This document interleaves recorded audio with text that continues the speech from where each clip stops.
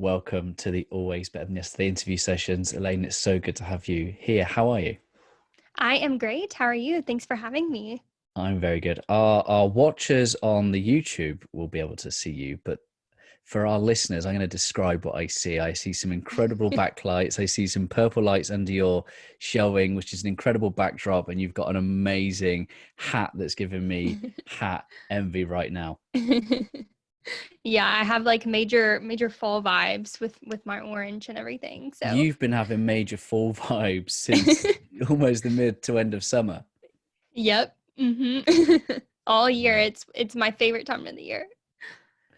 I want to know why, but I'm going to save that. I'll save my curiosity. And I just love to know a little bit more about you, help people understand a little bit more about who Elaine is and some of her backstory. Yeah, for sure. So I am Elaine Johnston, and I am from Arkansas in the U.S. And I'm a podcast host, a small business owner. I'm a huge advocate for just rallying community and having deep conversations. So yeah. I love that. What do you think symbolizes a deep conversation? That's a good question. Yeah, so really just like anything between like contemplating life or just discovering what truth looks like for you and having a mutual respect with the conversation with other people and being able to learn from each other. I love that. You host a couple of different podcasts. Talk to me about who they serve and what sort of things you do on them.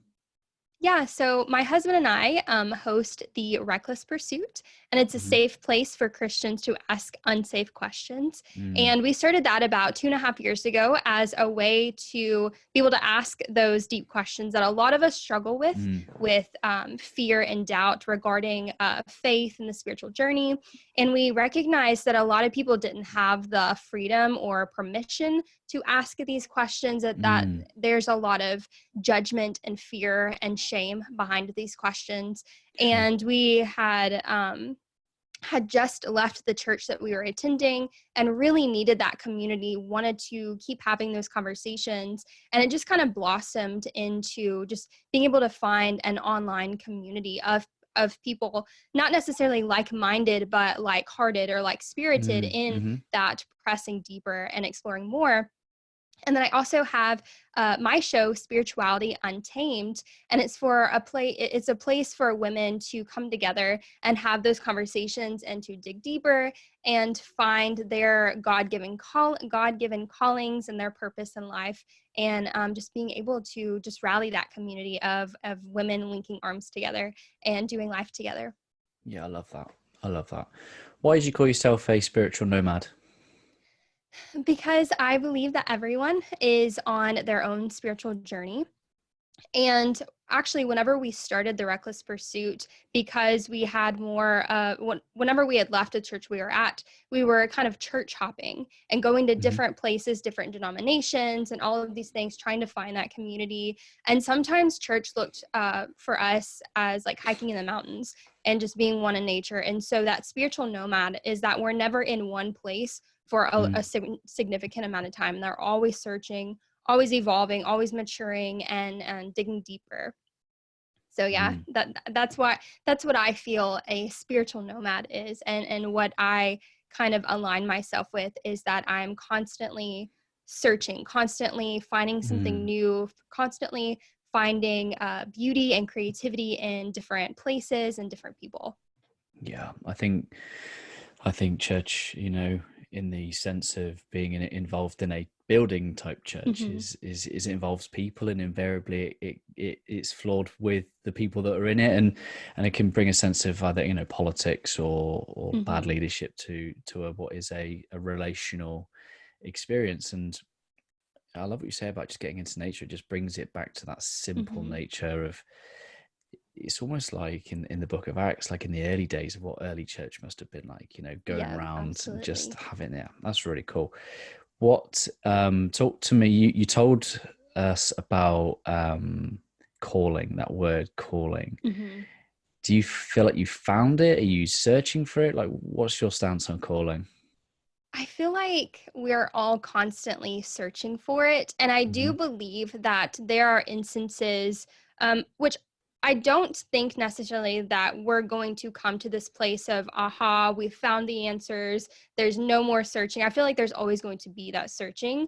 But that pressing deeper and asking those questions really gets you into that mindset and Hmm. in that space of being able to find that truth for you or find your personal calling.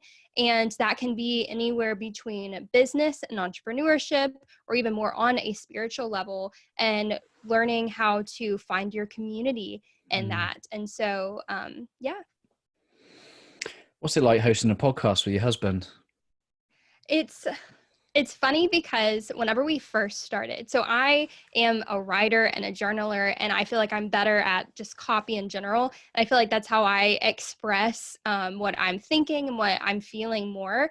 And my husband kind of has that, but him being a pastor, he had a previous pastor, he had more opportunities of speaking. And so Hmm. whenever we first started the podcast, he would say all these great things, and I would just have like these one liners and just Yeah, interjecting like random thoughts. And I'm like, yeah, I agree with that. And then there would just be yeah. silence that he'd have to cut out.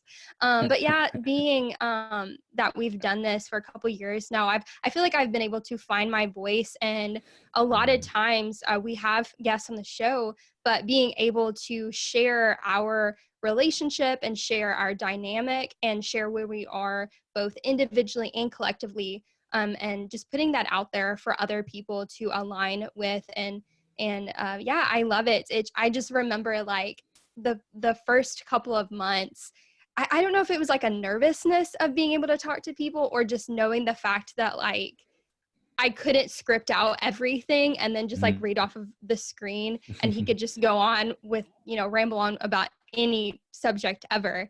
Mm. But we've very solidified the dynamic of our conversation. And I feel like I'm better able to express my thoughts and feelings better now than I did a couple years ago through just speaking in general. Yeah, I love that, and it's called the Reckless Pursuit. What does that really mean? Recklessly pursuing that purpose, or recklessly pursuing Jesus and who God is for you in that faith, and not caring about what society thinks, not caring about other people's opinions, just pursuing Christ for yourself. Mm. Mm. You are a podcast host. I'm a podcast host. It's not something we take lightly. It's time out of people's day. What do you love most about being a podcast host? I love being able to ask questions, and which is kind of funny because you're asking me all the questions today. But yeah, I love being able to ask questions and find new perspectives, and being able to find beauty and other people's thought life and how other people process emotions, and being able to pull different things from different people, and being able to, even if I don't necessarily agree with a perspective, I can respect that perspective. I can find Yeah. beauty. I can find some form of truth in that. So I think that's my favorite part of having these conversations. Mm. If you were to be asked, like, what advice do you have for me to start a podcast? Like, what would you normally say? Just start. Yep. It doesn't matter. Yep. I would just say just start. Over time, technology, you can advance on your microphone, all of that stuff.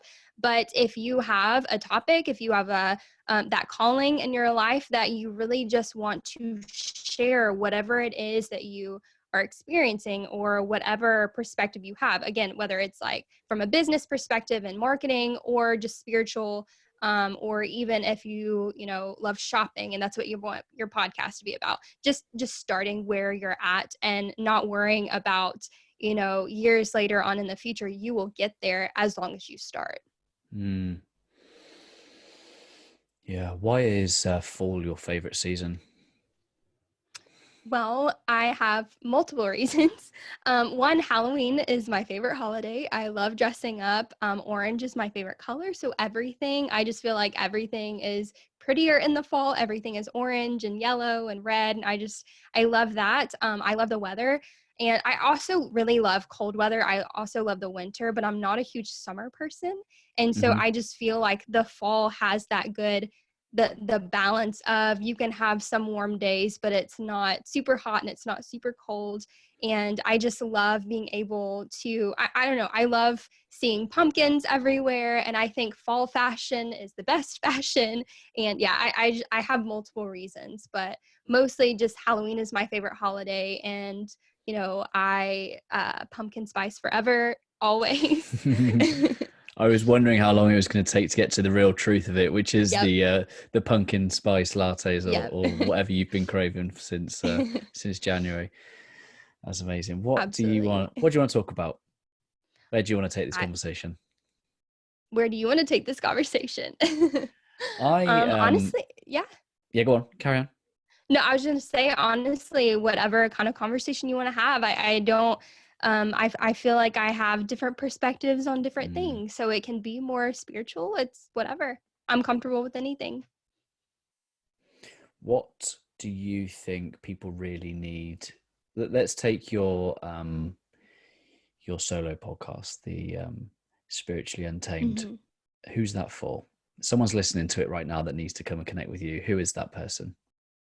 Mm-hmm. Specifically, it is women who want to find that calling, who want to Mm, press in to their own unique giftings and where they feel God is leading them, and whatever venture that looks like, specifically in the way of stepping outside of the box. And there's a lot of spiritual liberation whenever you are able to step outside of the box, whenever you're able to break down those walls and barriers, and you can just be, you know, your full self, and really celebrating that, especially with other women. mm. How? Well, I guess part of just conversations. And one of the biggest things that I really enjoy, I've mentioned previously, is journaling, and Mm, really self-assessing and being present in the moment and understanding your thoughts, your feelings through journaling, meditation, prayer, all of that. mm, And again, being one in nature, and going hiking and seeing beauty in the small things and finding gratitude in the things that, even in the mundane things that you normally wouldn't even process or recognize if you weren't self-aware in that. And I'm also a firm believer in affirmations and I mm-hmm. am statements, and recognizing that you can speak life into anything and Yeah. speak joy and all of those things. So yeah, I feel like that's how you step into that. Do you have any go-to affirmations? One is I am confident, Mm-hmm. and just really walking in that confidence, really owning that, because that is something that I have struggled with for Mm-hmm. years, is just overall confidence, not just with looks, but also internal, and recognizing my own strengths. And so whether it's I write it in my journal, or I write it on my vanity mirror, or I write it on a sticky note, I'm wanting to constantly remind myself and fully believe in that I am confident. God gives me that confidence. I walk in that. I can own it. And yeah, I feel like I'm in a good place with that. But Mm, I do know several years ago, back whenever I was in high school, and even a little bit in college, whenever I was trying to find my voice and really recognize who I am as a person and how I view myself, how God views myself, how I show my relationships. mm, And yeah, that's one of the biggest ones, is just I am confident and owning mm. that. I've listened to Stephen Furtick, and he's done a couple of his kind of fearless motivation style tracks, and Mm-hmm. he's like shouting away like I am confident, like, but Yep. like put him to one side. What does confidence really look like and feel like to you?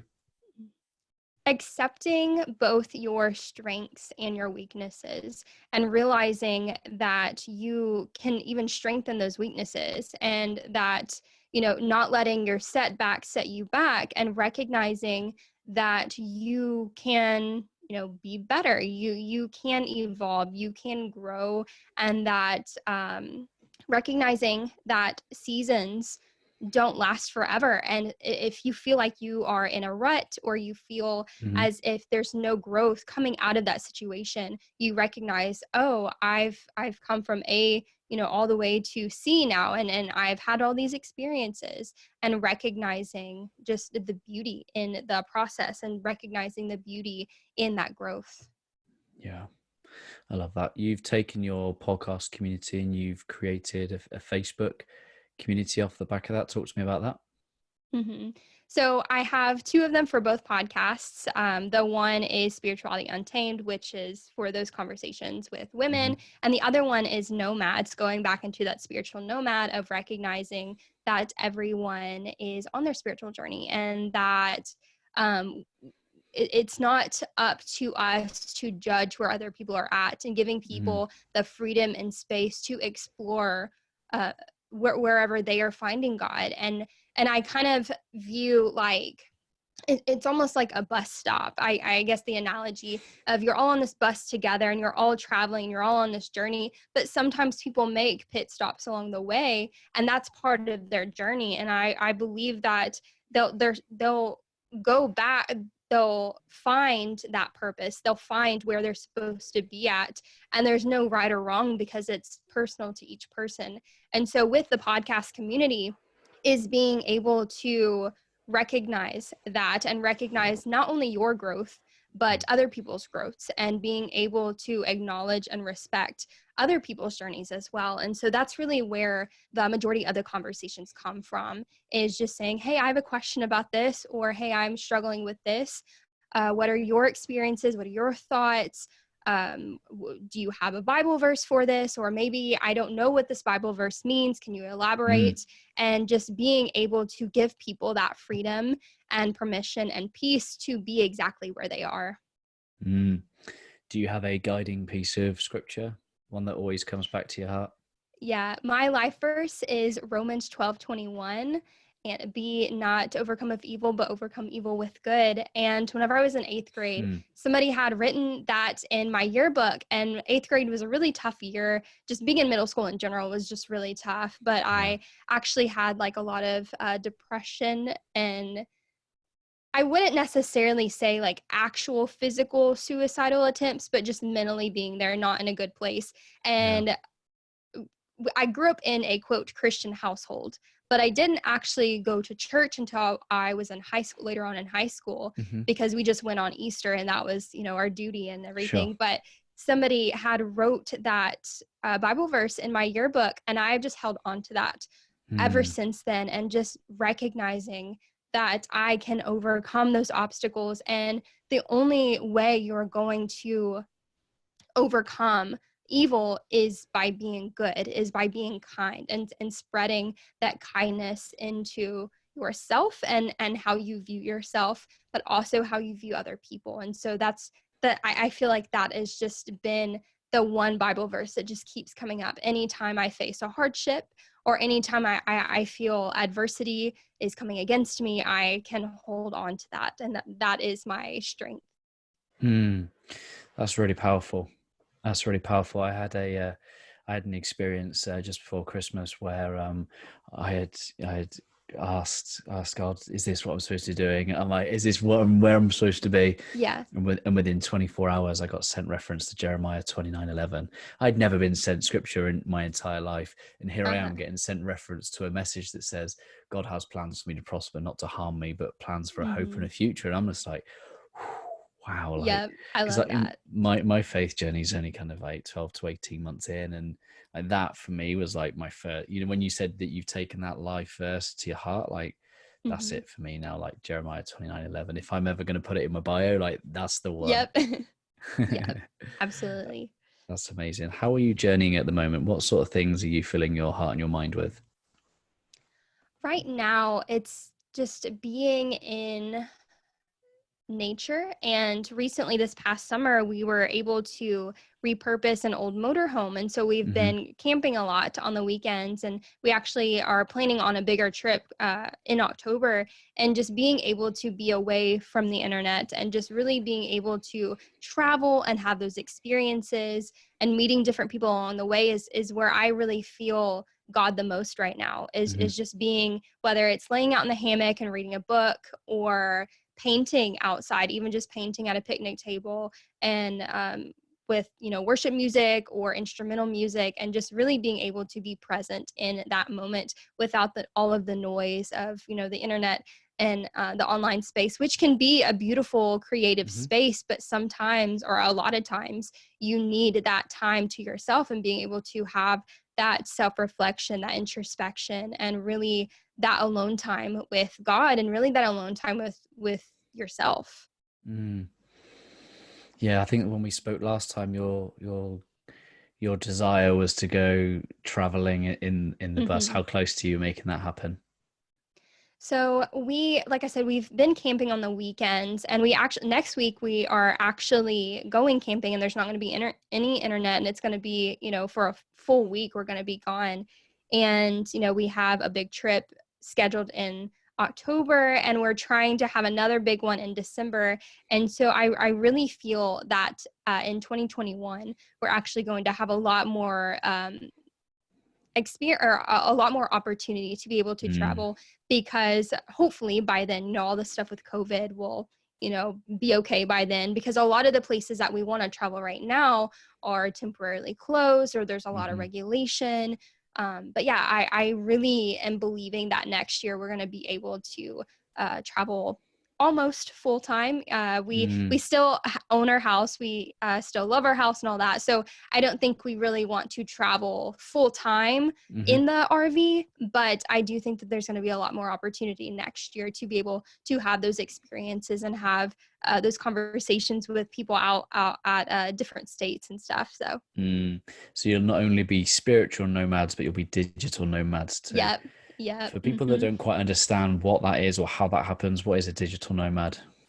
Yeah, so you can basically work from anywhere you want. Well, anywhere there's internet, I guess, and being able to show up on live, which I guess you can edit stuff without internet, but being able to show up online, and that you are able to, whether you want to work from your home office, or you want to work in the RV, or you can work at a coffee shop, just random places, and being able to have those conversations on the podcast, being able to take the microphone with you wherever you go, and being able to just work freely, and having that autonomy, and having that flexible schedule.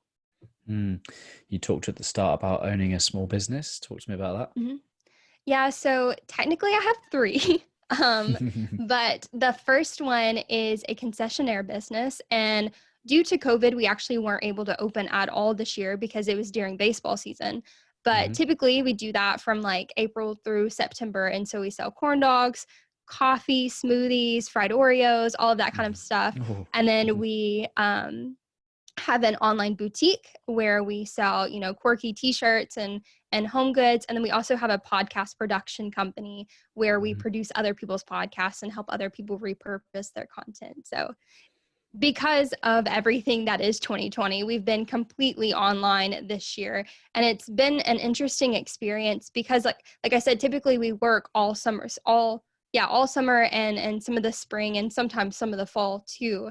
And this year, and when it's the off season, we do the online stuff, but this year it's been 100% online. And so it's been kind of weird being able to just be at home all the time. And we actually started getting bored of being at home, because we were like, well, do we start a garden? Do we do home projects? What do we do in the meantime? We don't typically, even having our business at the ballpark, there's still not a flexible schedule with that, because we are there every home game. So we're there every baseball game, and we have to be there hours before and hours after. And so even though we own the business, we still have to be there. But this year it's been kind of cool to see, okay, maybe we could make this work. Maybe we could hire somebody to take over the ballpark concession stand and everything. And maybe we can be, digital nomads full time. So what in the world is a fried Oreo? Yeah, so it's Oreos dipped in funnel cake batter and just deep fried. So we also do deep fried peanut butter and jelly pies, which are like the frozen Smucker's sandwiches, also in funnel cake batter, and deep frying those. Like, you can't eat more than one of those, surely. Oh, it's a lot of sugar. And then also powdered sugar on top of it. And the Oreos, I can eat about 2 or 3 and I'm done. But the pies, I never even eat the full pie. And it's fun because people who work with us are people that were from our church or were previous friends and Yeah. everything. And so we get to work with all of our friends, and it's fun because on the slower days, we'll see what we can deep fry. What can we stick in the funnel cake batter? We've deep fried Pop-Tarts and Twix and like random stuff. We've tried to deep fry pickles and everything. So it's a lot of fun just to see what can we create that isn't also all the calories in the world, because it's a lot. I don't eat like maybe one or two the whole season, but I really do like corn dogs, so I have to kind of slow down on those. So that's amazing. What's your local what's your local baseball team? Who is it?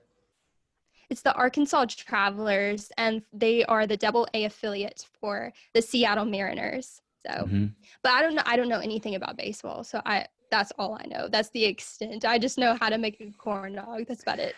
So when I make, because it's my dream to come to the States, hire an RV and do kind of West Coast, East Coast.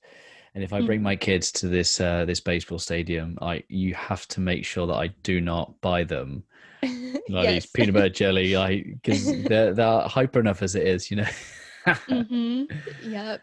It's a lot. That's amazing. That's amazing. I everything I do is trying to help people be always better than yesterday. I'm just curious to know what that phrase "always better than yesterday" means to you.